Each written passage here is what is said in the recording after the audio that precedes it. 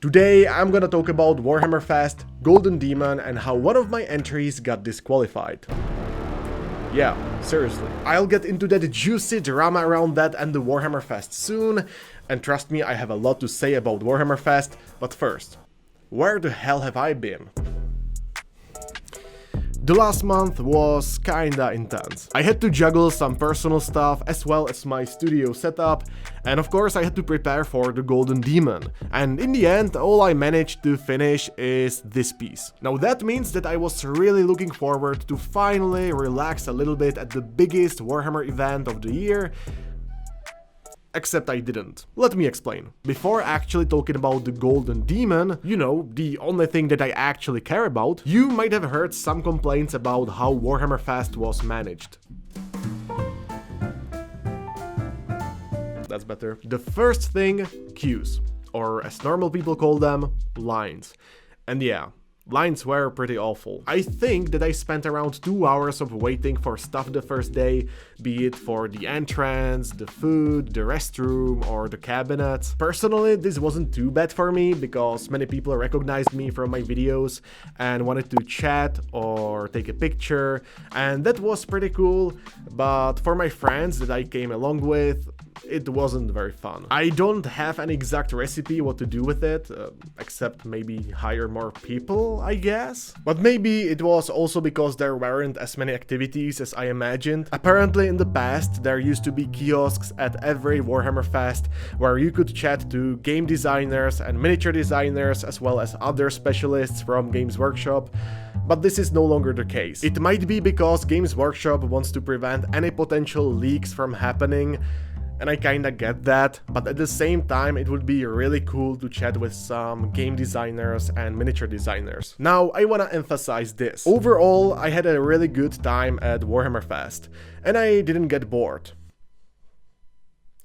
too much. I mean, there definitely were points where I told myself, okay, so what else is there to do?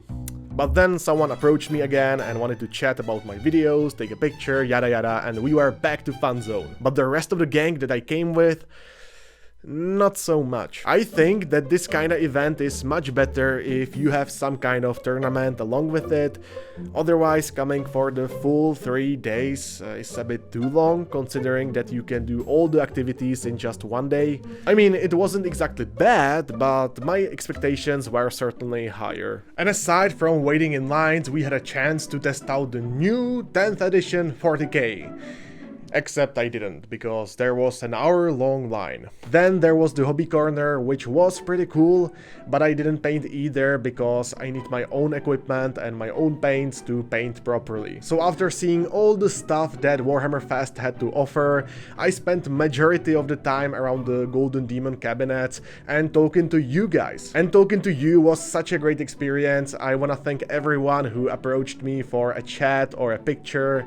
It was genuinely really fun. By the way, there was one guy who approached me to get some feedback on his Golden Demon entry, and I was happy to do that, except I told him to come back in like 20 minutes because I was in the middle of an important discussion, and he never did, so I am so sorry. That's like one interaction that I feel shitty about. Also, you British people talk way too fucking fast. Like, if I looked at you weird, maybe I didn't understand 100%. One time I got to hang around with James from Rising Ape Miniatures, and someone approached me and said something that I didn't really understand, and James was like, he says thanks. And surprisingly, some children approached me as well that they like my content. Which is very cool that I have some younger audience as well. But on the other hand, there are videos where I mention rimming, which is of course the act of painting the rim of the base, nothing else. I also met many content creators like Marco, Lucas from Sigmar Miniatures, Silva, James from Rising Ape Miniatures, and so many more. I'm so sorry if I didn't mention your particular name because there is just too many to mention. I also had a chance to grab some beer with Marco, which is pretty amazing. I should also mention Guy from Midwinter Minis and Maverick, but before we got a chance to chat really, they got denied access to this content creator after party event. So yeah, speaking of the content creator after party, we had a chance to meet even more people from Games Workshop and other content creators, and of course we have been shown some things that we cannot really share publicly because I signed an NDA. And speaking of the NDA, that is the very reason that I was allowed to enter the content creator after party, and I got myself this fancy creator pass. I've been trying to set it up for months, but in the end, I got to sign the NDA like 2 weeks before Warhammer Fest. But hey, better late than never. Other than that, I don't think that there were any real benefits from having Creator Pass, other than being able to set up my tripod in the venue, which I didn't do anyway, so I didn't have any preferential treatment, I couldn't skip lines.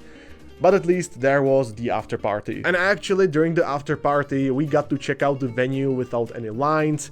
So that means that I finally got to check out all the amazing Golden Demon entries without bumping into others. And speaking of the demon, let's talk about my 4 entries and how one of them got disqualified. And even though there is 4 of them, if you are a Zumigito regular, you have seen 2 of them already. The first of my entries that you have already seen is the Red Sister of Battle from my videos. I didn't think it's gonna get anything because there are some clear flaws. For example, the shoulder pads are not done properly and the base is kinda meh. But in the end it got a finalist pin. The next entry you also know from my videos is the Witch Elf miniature. It's usually the case that when you paint for a video you cannot put full ball sack into the miniature. So even here I didn't expect to go too far given the imperfections in the hair, but this one got a finalist pin as well. So that means that the miniature that got disqualified is one of my 2 other entries. So what do you think? I spent a metric ton of time and money on this jewel piece since it required some heavy milliput usage as well as bits from Plague Marines and all kinds of other Nurgly and Goblin minis. Do you think it got disqualified? I mean, the Nurgling is kinda trolling the Goblin, or do you think that my last entry got disqualified because it's a literal fucking meme? I mean, I spent so much time on this piece, it would be a shame to disqualify it, right?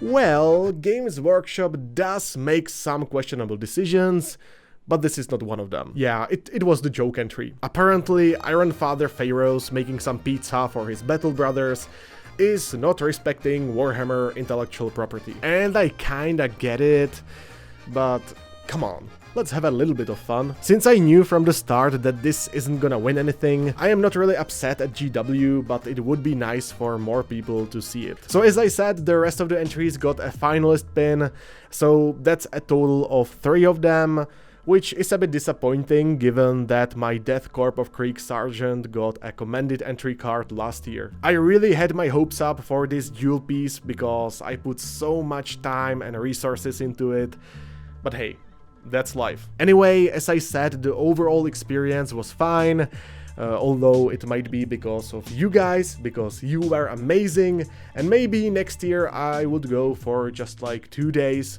instead of 3. But we'll see. Now I'll go back to creating more interesting videos for you guys, and until then, YouTube really thinks that you like this video. So definitely check it out. And see you there.